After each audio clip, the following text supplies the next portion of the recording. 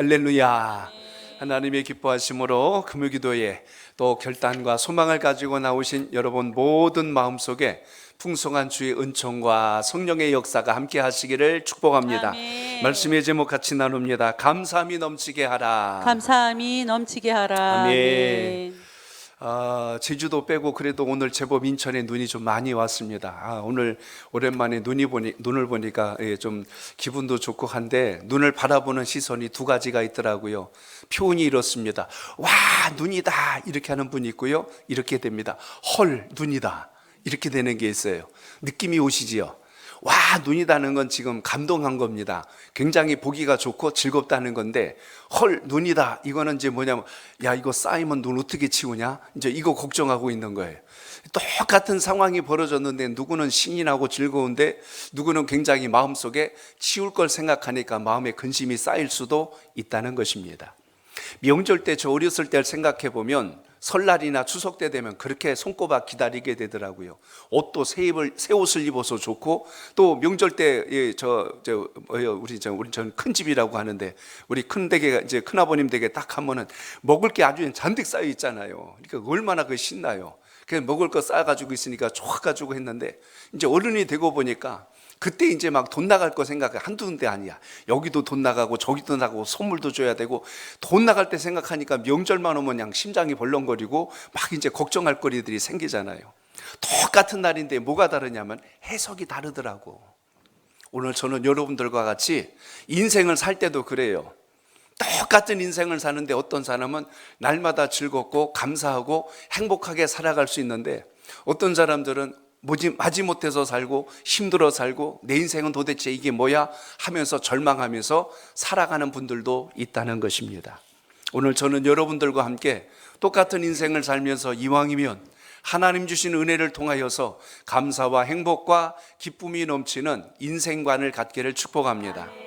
어느 글을 좀 봤는데요, 나이가 들면 몸이 여기저기 망가지고 불편하기 시작합니다. 시력도 떨어지죠, 청력도 떨어지죠, 치아도 안 좋고 소화도 잘 안 되고 기동아 움직이는 것도 몸이 그렇게 불편하다는 것을 느끼게 됩니다.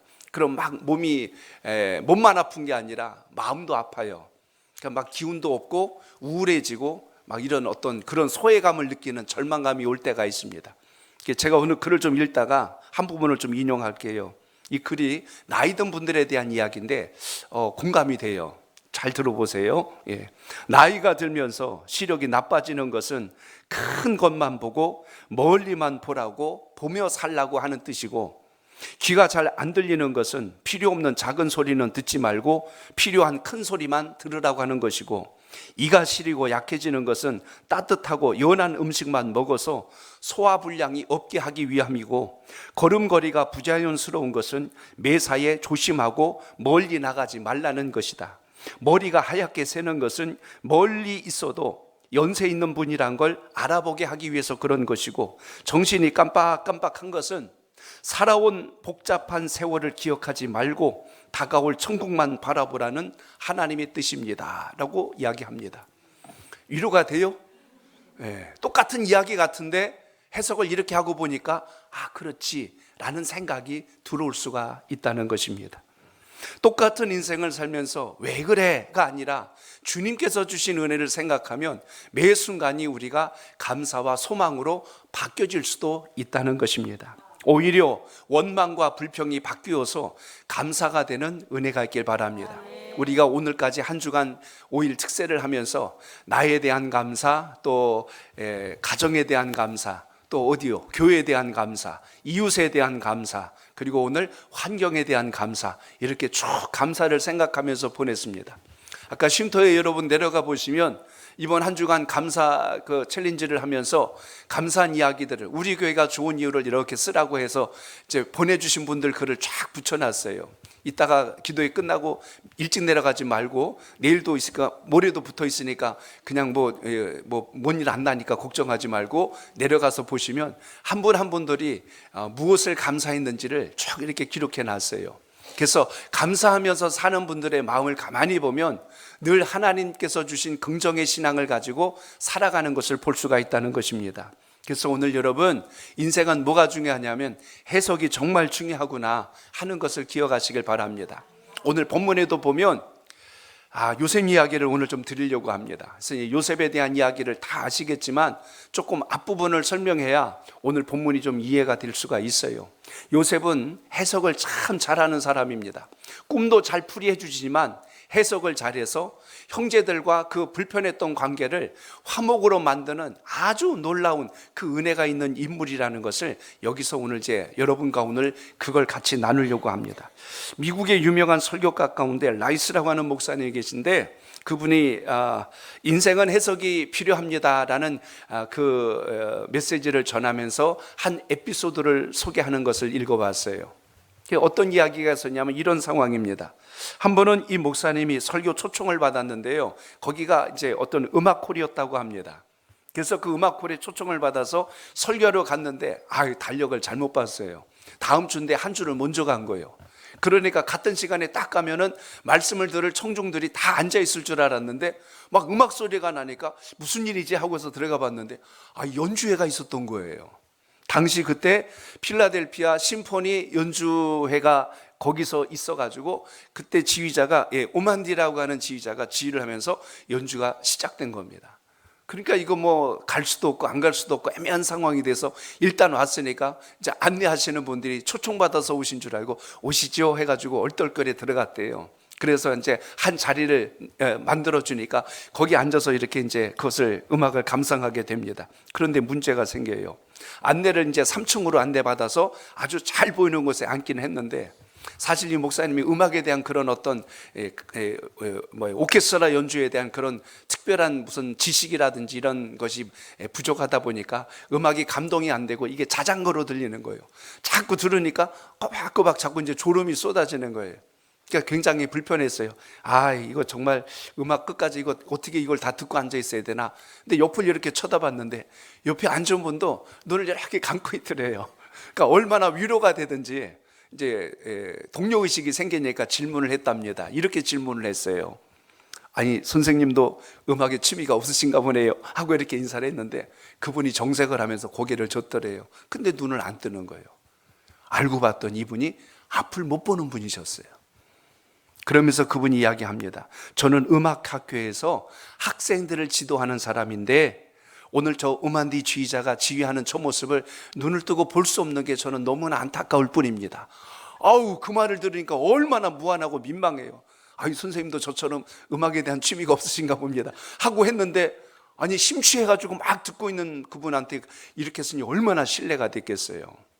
그분이 오히려 이렇게 이야기했답니다. 내 누구신지는 잘 모르겠지만 오늘 이 음악이 어떤 것인지 제가 잠깐 설명드릴 테니까 들어보세요 하고 그 음악에 대해서 설명을 해주고 나니까 그 연주에 대해서 이해가 되기 시작하는 거예요. 해석이 되는 거예요. 이게 이런 뜻이 있었구나 하고 거기서 감동을 받은 겁니다.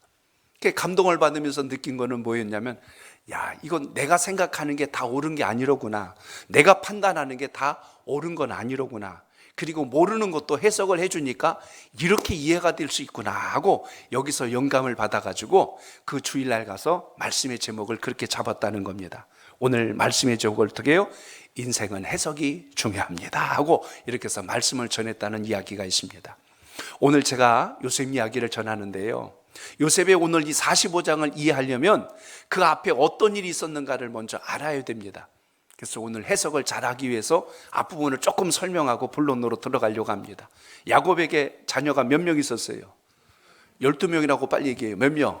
12명이 있었단 말입니다. 그런데 10명은 레아를 통해서, 그다음에 요셉과 베냐민은 라헬을 통해서 난 자녀인데 야곱이 요셉을 너무 이뻐했잖아요. 너무 요셉만 이뻐하니까 그 이복 형제들 10명이 얼마나 싫었는지 몰라요. 그래서 요셉을 그냥 두면 안 되겠다 싶어서 몰래 그 양을 치고 있을 때 들에 나온 것을 죽이려고 했다가 죽이지 말고 차라리 저 요셉을 애굽에 팔아버리자라는 생각을 합니다. 마침 사마리아 땅으로 그쪽으로 가던 그 상인들이 오는 걸 보고 그들에게 요셉을 팔아버렸어요. 무슨 30을 갖고 팔아버린 거예요. 그 요셉이 애굽으로 팔려간 것도 억울할 판국에 어떤 일이 생겼습니까? 거기 보디발의 집에서 종살이를 하다가 심지어 거기서 그 주인 보디발의 아내를 겁탈하려고 한다는 거짓 누명을 쓰고 감옥 밑바닥까지 내려가는 절망적인 상황이 떨어집니다. 이쯤 되면 요셉의 마음에 분노가 말할 수 없이 치밀어 올랐을 거야. 이 모든 게 내 이 형들 때문이야. 내 형제들 때문에 내가 지금 이렇게 인생이 망가졌어 하고 절망할 수도 있었을 겁니다. 그런데 그 감옥에서 놀라운 일이 생기죠. 꿈을 잘 풀이해주는 요셉이 나중에 바로 왕에게 불려가는 일이 생깁니다. 왕이 이야기하는 거예요. 그대가 애굽에 저기 가나안 땅에서 온 자이냐? 그러니까 예, 그쪽에서 왔습니다. 내가 꿈을 꿨는데 그 꿈을 잘 푼다고 하니 한번 풀어보겠느냐? 예, 풀어보겠습니다. 꿈이 뭐였어요? 소떼가 풍성한 소가 7마리가 있다가 한 번은 삐쩍 마른 소가 7마리가 나타나는 그 꿈을 이야기하니까 왕이시여, 앞으로 7년 동안 풍년이 있겠다가 7년 뒤에는 큰 흉년이 올 것입니다. 그러니 7년 동안 미리 곡식을 잘 비축해 놨다가 흉년이 올 때 대처하면 될 것 같습니다. 그의 지혜를 보고 어떤 자리에 올려줬어요? 총리라고 하는 놀라운 자리에 올려준 것이 이미 앞부분에 나온 이야기입니다. 이제 이 사건으로 계기가 돼서 일어난 게 흉년의 때에 이제 애굽만 흉년이 된 게 아니고 어디도 흉년입니까? 가나안 땅도 흉년이에요. 하나님의 백성들이 사는 땅도 흉년이다 보니까 곡식을 구하러 내려오면서부터 오늘 이야기가 이제 시작이 되는 거예요. 형제들이 곡식이 필요해서 애굽 땅에 내려왔는데 설마 자기 앞에 있는 이 총리가, 애굽의 모든 살림살이를 하는 총무가 이 총리가 요셉인 줄은 꿈에도 상상을 못했죠. 결국 그들이 와가지고 곡식을 구하러 왔다고 하니까 요셉은 한눈에 알아봤잖아요. 딱 내려보니까 자기 형제들이 온 거예요. 자기 앞에 엎드린 걸 보니까 옛날에 꿈꾼 게 생각이 났어요. 아, 옛날에 볕단들이, 형님들의 볕단이 나에게 머리 숙였던 게 이것이었구나라는 걸 한눈에 요셉은 깨달았죠. 요셉이 걱정이 생긴 거예요. 우리 형님들이 옛날에 나를 미워했던 것처럼 지금도 나를 미워하는가? 그 생각을 알고 싶었던 게 요셉의 마음인지라 형제들에게 자기의 신분을 숨기고 물어요. 가만히 보니 우리 땅 사람은 아닌 것 같고 우리 애굽 땅에 정탐하러 온 첩자들, 간첩들이 틀림이 없구나 했더니 아닙니다. 우린 그런 사람들 아닙니다. 저 가나안 땅에서 우리는 12형제가 있는데 한 형제는 잃어버리고 막내인 베냐민은 그 땅에 내버려두고 우리가 오늘 곡식을 구하러 왔나이다 라고 했더니 거짓말하지 마라 라고 했는데 아이, 진실입니다. 진실이라면 증거를 대라. 베냐민을 데려오면 내가 믿겠다. 이렇게 이야기를 하는 거예요. 그랬더니 그 대신 데려올 때까지 너희들 중에 한 사람을 내가 인질로 잡아놓겠다 해서 시몬을 잡아놓은 거예요. 나머지 형제들이 가면서 얼마나 걱정을 했어요. 큰일 났다. 옛날에는 요셉을 애굽에다 팔아가지고 잃어버렸더니 이번에는 우리 형제 시몬을 갖다가 지금 잃어버리게 생겼으니 어떡하냐. 그리고 지금 아버지 야곱은 지금 그렇게 사랑하는 요셉 그 동생 베냐민 하나만 끌어안고 있는데 그 베냐민을 데려온다는 게 이게 말이나 되겠냐. 그리고 돌아와가지고 처음에는 꿀먹은 벙어리로 말도 못하고 곡식은 가져왔으니까 그거 먹고 지내다가 곡식이 똑 떨어지니까 그때서 이제 얘기하는 거예요. 아버지, 사실은 저 베냐민을 데리고 가야 곡식을 구해온답니다. 뭔 소리냐 그러니까 사실은 여차해서 이렇게 된다이다. 그럴 수 없는 일아 하고 또 야곱이 펑펑 울고 난리가 났어요. 근데 이제 결국 어떻게 해요? 베냐민을 데리고 가야 되는 상황이 된 겁니다. 절대로 너 그 생명 잘 지켜갖고 곡식 가지고 와야 된다 약속했다. 예, 아버님 절대로 실수하지 않고 그렇게 오겠나이다. 내려와가지고서 이제 상면하니까 요셉이 자기 사랑하는 아우를 봤으니 얼마나 좋았겠어요. 너무나 기뻐서 펑펑 울고 다시 그 앞에서는 티를 안 내고 있다가 또 확인을 해보는 거예요. 내 아우도 나처럼 버리는지 사랑하는지 알고 싶었어요. 그래서 데려온 걸 보니 사실이구나. 그러니 너희들에게 곡식을 주겠다 해가지고 곡식을 주는데요, 베냐민 자루에다가 자기 은잔을 숨겨놔 버린 거예요. 그러니까 싹 떠날 때 군사들을 쫓아가게 했어요. 잠깐 멈춰라 해가지고 무슨 일입니까? 했더니 너희들 중에 도둑놈이 있다 하니까 무슨 도둑이요? 그러니까 우리 총리 대신 총리의 그 은잔을 여기 숨겨갖고 간 놈이 있다 하니까 아니, 우리는 곡식만 받았지 그런 적 없습니다. 두져라 해가지고 두졌더니 어떻게 나왔어요? 결국 요셉이 그 숨겨놨던 베냐민의 자루에서 은잔이 나와버렸어요. 저놈을 잡아라 해서 베냐민을 끌고 가니까 이제 큰일 났어요. 베냐민 살아서 데리고 오라고 그랬는데 이제 큰일 났다. 우리 합평이 재밌죠? 들리지? 그래요. 네. 그래서 결국 데리고 들어갔더니 어떤 일이 생겼어요. 그리고 났더니 그때서야 서로 형제들이 난리가 났어요. 야, 베냐민이 여기서 죽으면 안 된다. 그래가지고 그저 형제들이 결심을 했어요. 내 목숨을 내놓을 테니 베냐민은 제발 보내주세요. 누가 그래서? 유다가 그런 거예요. 요셉이 거기서 확인한 거예요. 아, 우리 형님들이 바뀌었구나. 옛날에는 나도 미워했고 그냥 애굽에다 팔아버리고 나를 죽이려고까지 했던 이 형들이 이제는 우리 베냐민을 살리려고 서로 목숨을 내놓으려고 하는 걸 보니 이제는 됐구나. 그래서 오늘 45장 이제 본론으로 들어갑니다. 요셉이 펑펑 울고 나서 형님들 앞에 자기의 신분을 밝힙니다. 형님들, 저 요셉이에요. 형님들이 기절초풍하죠. 이게 뭔 일인가? 이게 무슨 일인가? 저를 죽이고 저를 애굽으로 팔아버리려고 했는데 저는 애굽에 내려왔던 바로 그 요셉입니다. 그 자기의 신분을 밝히니까 그 형들이 깜짝 놀라는 거죠. 이게 웬일이냐? 이게 웬일이냐? 그런데 이쯤 되면은 형들은 무슨 생각이 들 거예요? 애굽에 내려왔는데 죽은 게 아니라 종이 아니라 총리가 되었고, 총리라는 것은 그 나라의 힘을 가지고 있는 사람인데 우리가 옛날에 저지른 그 일 때문에 혹시라도 우리를 죽이면 어떻게 할까라는 두려움 때문에 더 납작 엎드렸죠. 큰일 났다. 이제 우린 다 죽었다. 사람이 선을 행하지 않고 불의를 행하면 나중에 그것으로 인하여서 큰 화가 올 수도 있다는 것을 오늘 이 말씀에서 보여줍니다. 그런데 제가 오늘 뭘 이야기했어요? 뭐보다 중요하다? 꿈보다 뭐가 중요하다? 해몽이 중요하다. 오늘 요셉이 그것을 해몽해 줍니다. 형님들은 나를 팔아서 애굽에 보냈지만 형님들이 보낸 게 아니라 하나님께서 이 어려운 흉년의 때에 우리 가족들과 모두를 살리려고 저를 먼저 보냈나이다. 요셉은 애굽에 내려와서 나라도 구하고 자기 민족도 구했어요. 우리 저 오옥주 집사님 계신데 제가 늘 기도 제목 받을 때마다 기도를 그렇게 해요. 우리 자녀들이 나라와 민족을 건질 만한 훌륭한 인물이 되게 하옵소서. 그렇게 늘 기도하세요. 부러우면 따라 하시든지 마음에 사모하든지. 그런데 오늘 요셉은 애굽도 살리고 주변의 나라들도 살리고 심지어 어떻게 했냐면 형님들에게 그 두려운 마음을 풀어주는 거예요. 형님들의 마음이 지금 나를 이곳에 파는 것 때문에 지금 걱정하는 거 저 잘 압니다. 그런데 이게 형님들 생각이 아니라 하나님의 뜻이었습니다. 하나님의 계획이었습니다.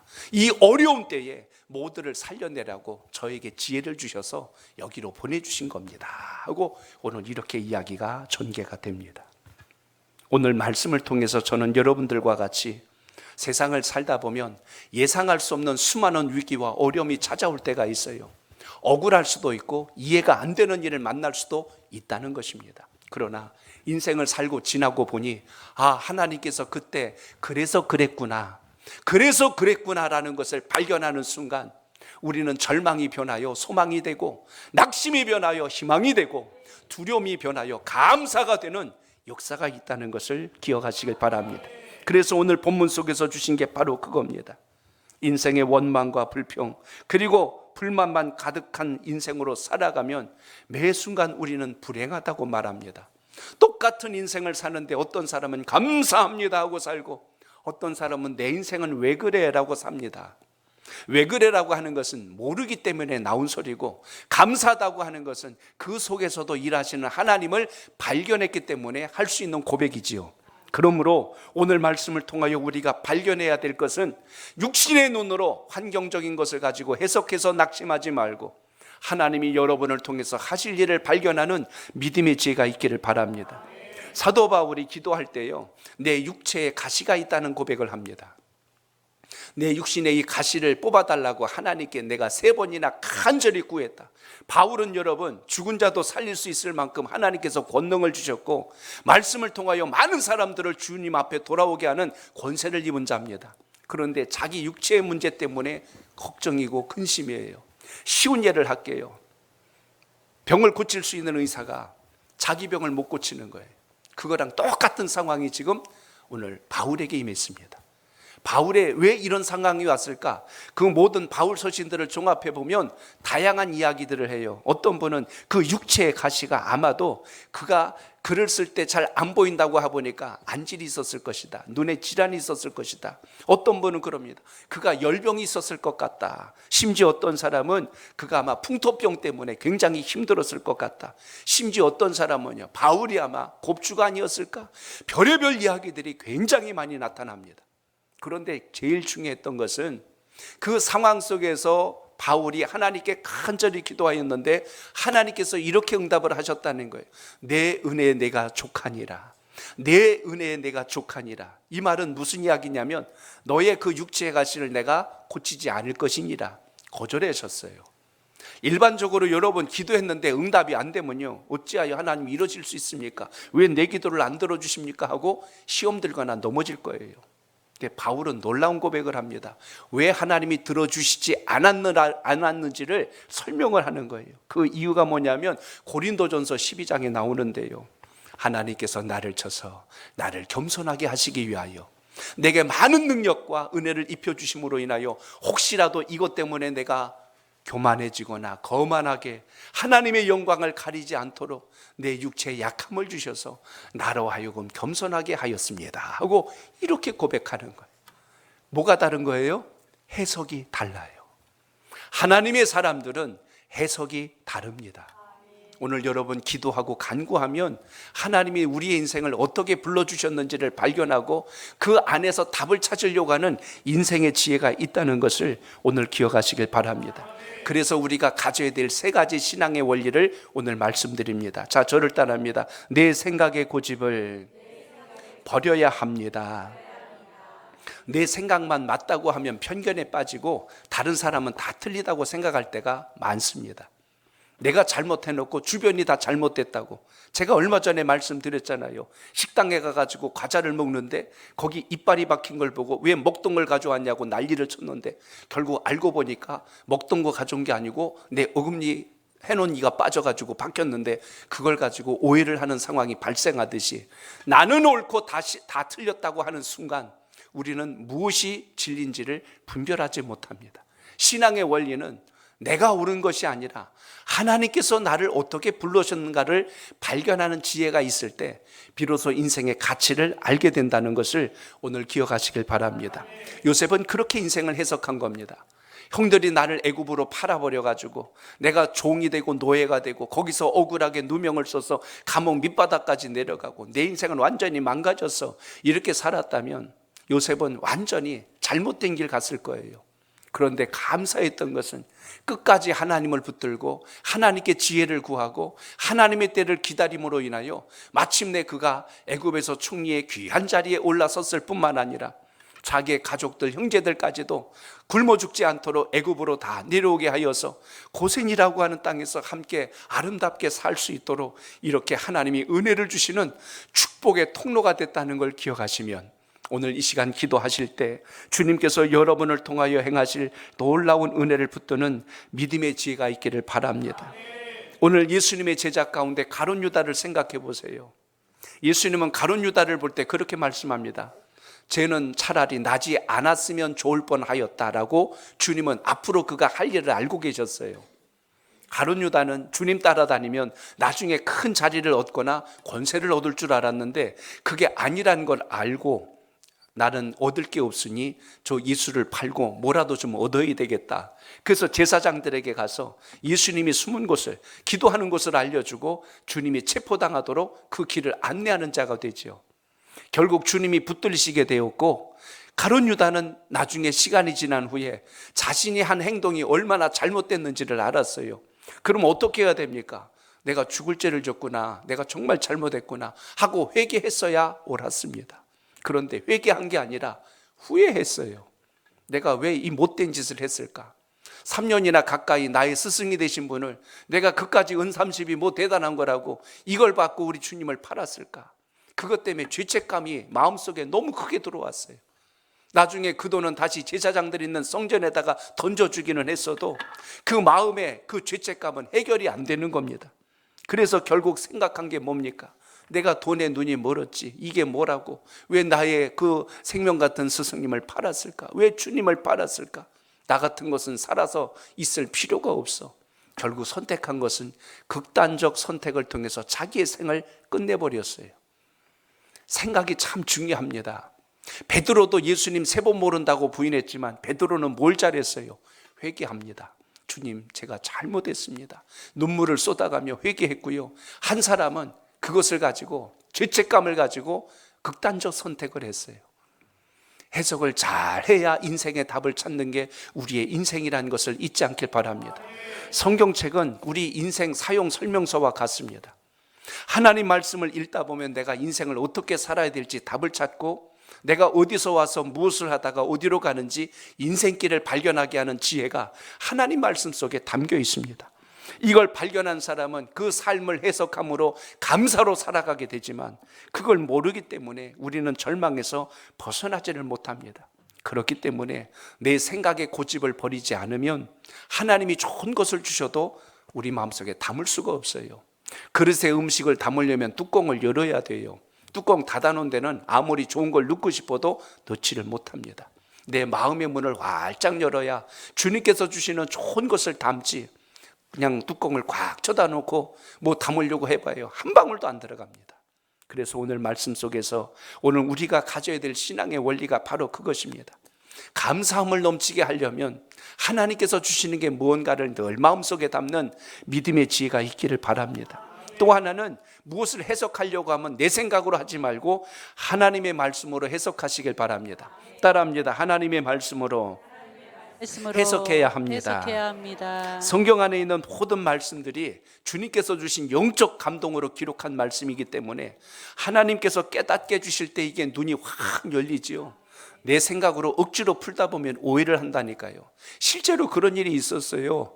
그 예수님의 복음서를 보면 너희는 외식하는 자가 되지 말라 그랬더니 진짜 나가서 밥 안 먹었대잖아요. 예수님이 외식하지 말래더라. 나가서 식사하면 안 된다더라. 그 뜻이 그 뜻 아니잖아요. 겉과 속이 다르게 살면 안 된다. 너희들은 보이려고 살지 말고 체면치레하며 살지 말고 하나님 주신 본질의 마음을 갖고 살아야 된다는 것을 우리에게 가르쳐 주신 것처럼 하나님의 말씀을 주의 뜻으로 잘 이해하고 발견할 때 삶의 가치가 회복됨을 잊지 않길 바랍니다. 야고보서를 보면 거기 그런 말씀이 나와요. 내 형제들아, 너희가 여러 가지 시험을 만나거든 온전히 기쁘게 여기라 라는 말씀이 나와요. 시험이 반갑다는 뜻이 아니라 그걸 통해서 하나님은 우리가 더 성장하고 성숙하고 크게 쓰임받도록 역사하신다는 의미를 발견할 수 있길 바랍니다.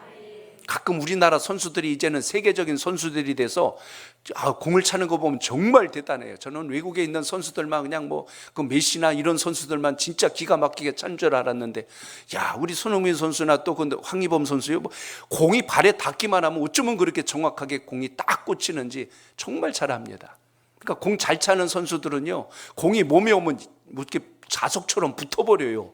대부분 공 땅 차면요, 신기한 거는 아마추어는 공 잡으려고 하면 공이 튀어나가. 그럼 막 공 쫓아다니는데 이 선수들은요, 딱 서 있으면 어쩌면 그 자리에 정확하게 공이 딱 와서 골대로 차면 정확하게 자로잰 듯이 들어가는 걸 보게 됩니다.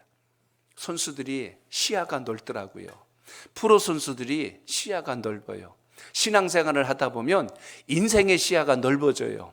아, 세상은 이렇구나. 이렇게 사는 게 복된 인생이로구나. 이걸 발견할 수 있도록 하나님께서 우리에게 지혜를 주신다는 것입니다. 그렇기 때문에 오늘 주님 말씀을 통하여 기억하십시오.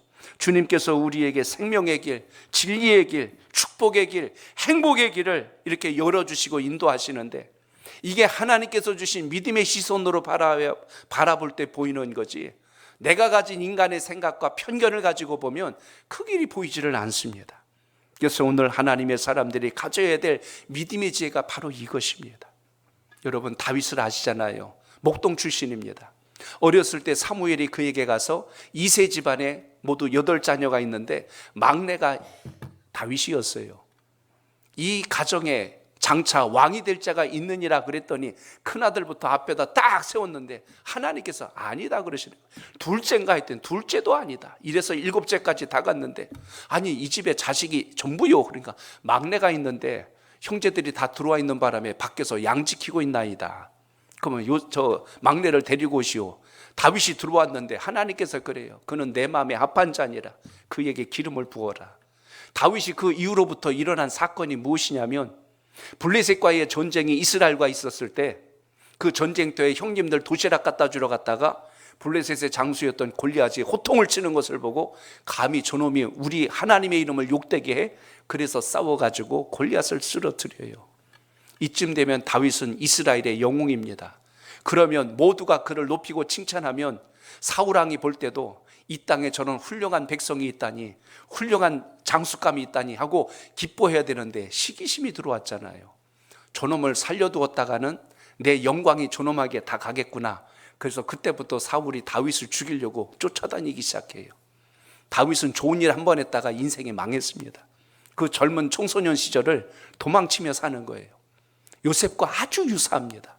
요셉도 자기 인생의 가장 황금기를 종으로 또 감옥의 죄수로 힘겹게 보냈는데 다윗은 그 시절에 그 힘든 시간을 보내요.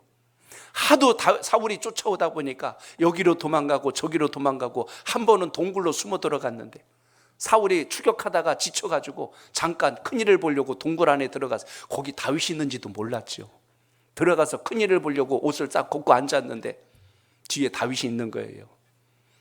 이쯤 되면 여러분 상황 아시죠? 바로 가서 칼로 찔러 죽이면 다윗은 더 이상 사울로 인하여 힘든 일 안 만날 수 있습니다. 그런데 다윗이 그래요. 죽이지 않아요. 죽일 수 있는 기회가 있는데 죽이지 않아요. 옆에 함께 다윗을 따랐던 사람이 400명이 넘었어요. 그 중에 칼 잘 쓰는 장수들도 있었는데 제가 가서 당장 죽여버리겠습니다. 안 된다. 사울은 하나님이 기름 부어 세운 왕이니 우리가 함부로 해서는 안 된다. 야, 왜 다윗이 큰 인물인지 성경에 나와 있습니다. 자기가 죽일 기회가 있어도 하나님의 방법대로 주님의 섭리대로 했지 인위적으로 하지 않았어요. 하나님의 뜻을 해석하면 인생을 살면서 때론 억울한 일을 만났다고 해서 똑같은 방법으로 복수하지 않습니다. 하나님 주신 지혜를 찾지요. 이게 신앙 안에서 믿음의 사람들이 가져야 될 영적인 안목이라는 것입니다. 그러므로 오늘도 기도할 때 이 세상을 바라보면서 해석할 때는 하나님의 뜻에 맞는지를 먼저 점검하고 그 은혜가 함께 하시길 바랍니다. 내 감정이 욱해가지고 내 기분 따라 충동대로 행동하다 보면 나중에 후회할 일들이 생겨요. 후회할 일들이 생깁니다.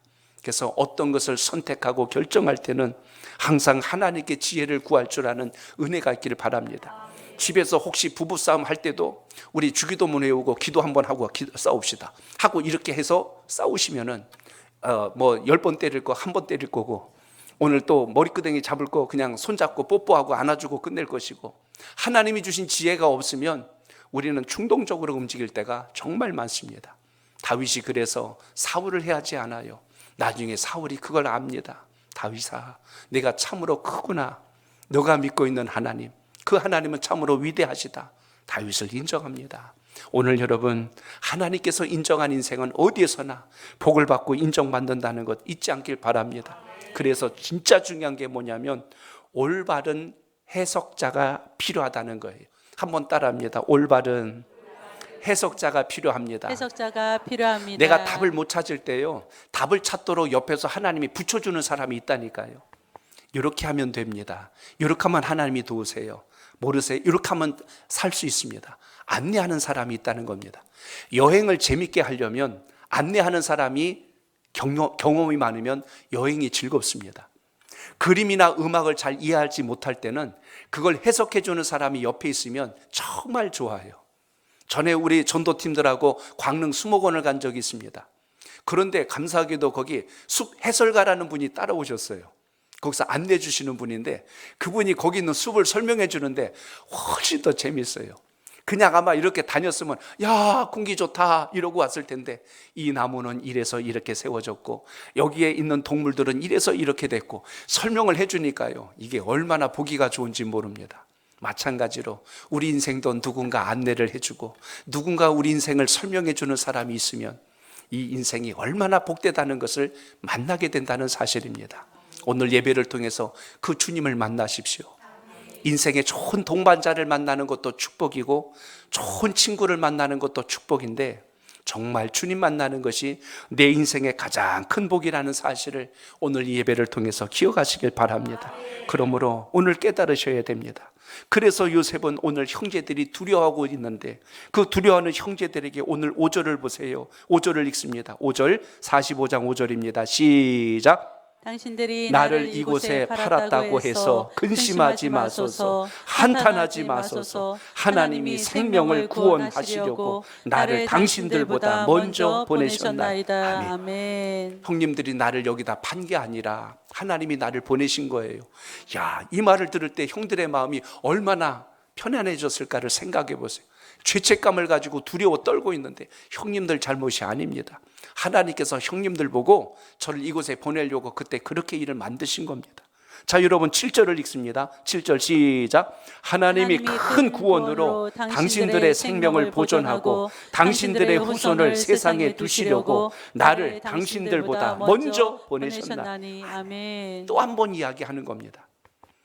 우리의 모든 후손들과 생명을 보존하시려고 저를 보내신 거지 결코 저를 형님들이 버렸다고 생각하지 마세요. 지금 이렇게 이야기합니다.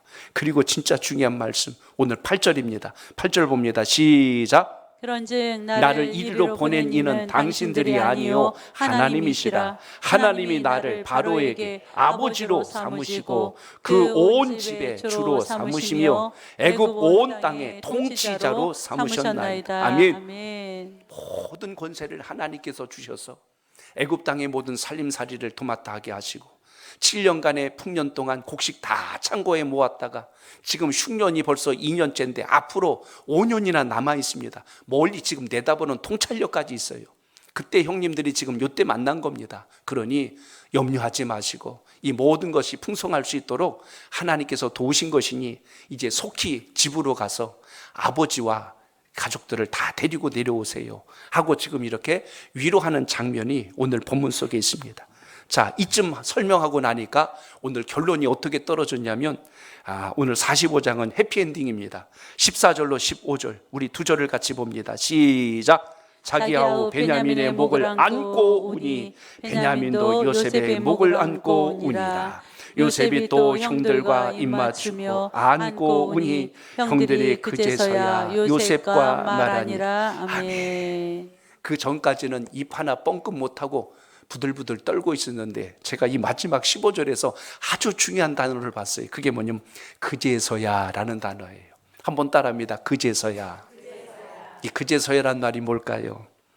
지금까지 설명을 다 듣고 나니 그때서야 이제 요셉하고 마음을 열고 대화가 시작되었더라.